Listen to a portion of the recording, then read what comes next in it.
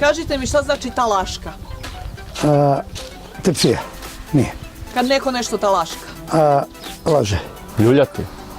Spava. Priča. Laže. 100 neki ili da odmoriš nešto tako. Nešto za mlačenje vune. Prvi put čujem. Na što zvuči? Talaška. Kad neko talaška nešto. Pa jednostavno radi polako ili o jednim određenim tempom, ne znam. Valjda traži nešto. Dobro. Da, a mogući način kretanja. Znaš, od talasa izvedene reči, da?